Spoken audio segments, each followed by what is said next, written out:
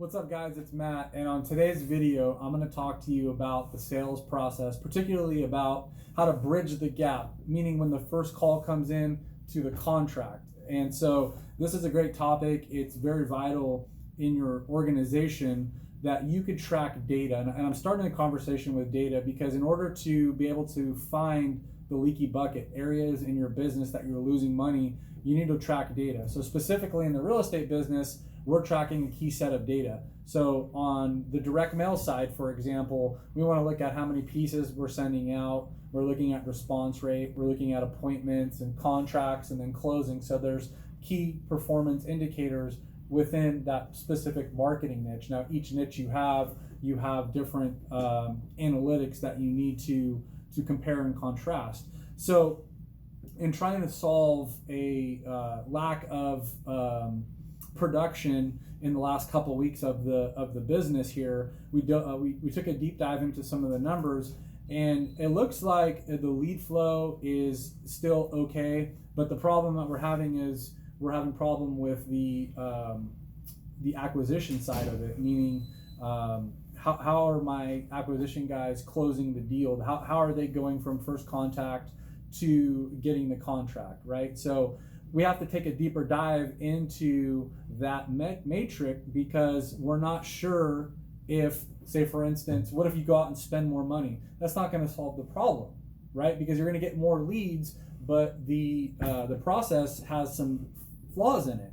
So there's different reasons why that could be. So adding more money, more marketing is only compounding the problem. You have to be able to identify, the inconsistent parts of the business and then go in and fix those. So again, the data will show you those are indicators of, and they're lagging indicators of what's been happening in the past, so that you can stopgap it and then put in some training, put in some accountability so that we're not having that continued problem. So we had the discussion today, and the topic came up. It was talking more about, well, Matt, when you're on the phone with the seller, how do you navigate to getting the contract signed, right?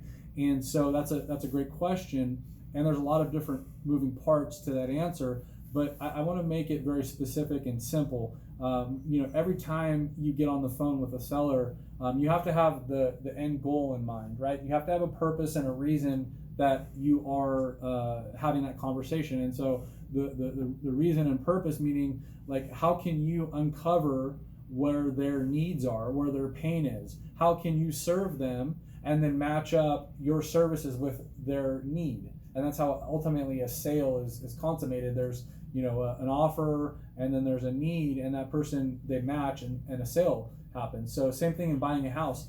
I want to build rapport first thing. Then I want to understand the person's situation. So God gave us 2 ears for a reason and 1 mouth. So we're listening more than we're speaking, guys. It's huge.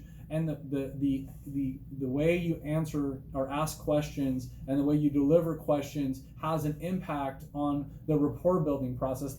Your way that you can to transfer your energy, your ability to transfer energy is another thing. So people have to seem when you're on the phone with them that A, you're excited, B, you're knowledgeable, and C, you're there to help them. So these are all very crucial things that need to take place in a successful call.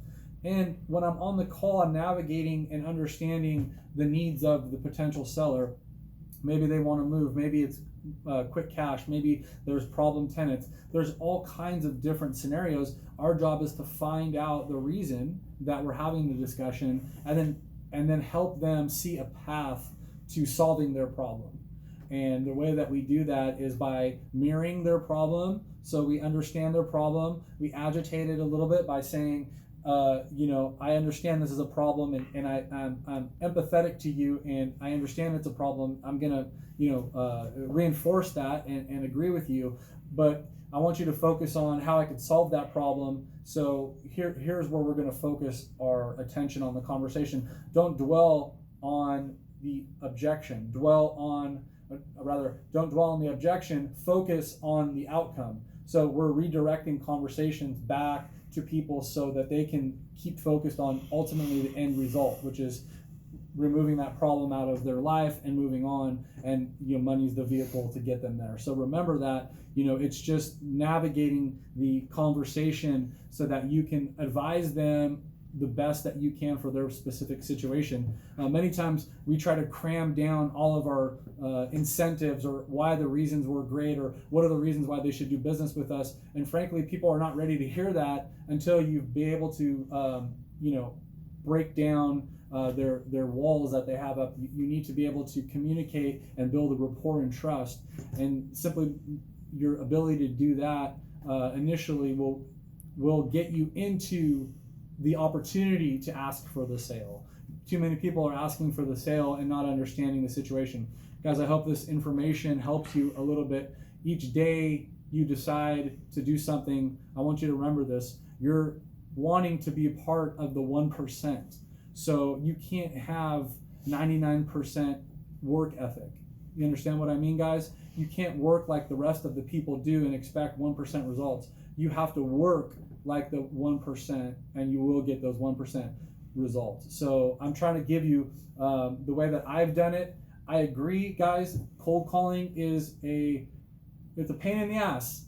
I'm not gonna lie. It's difficult, but the person that's mentally strong and has the end in mind will be victorious and will elevate to the next level. So guys, I only know how to build this business one way, and that's through connecting, and we connect through the phone. If you can't pick this up and you're scared to get on the phone and you're not making calls, you're making excuses, you're just fooling yourself. There's no other way, guys. Yes, everyone talks about technology. Everyone talks about, voiceless, ringless, automation, this, that, blah, blah. At the end of the day, this is still a people business. You have to connect with them on the phone. You have to provide value. You have to show them how you can help them, and then navigate and control that conversation to their benefit and ultimately our benefit, because we're able to help them and still make a profit, which is a win-win. That's what this business is all about. I hope this makes it easier for you guys to get on the phone. I hope you guys go out, crush it, get your calls in every single day. Make it part of your religion, guys. Every single day, prospect, cold call, tell people what you do. As always, guys, I'm Garabedian. Be phenomenal. God bless.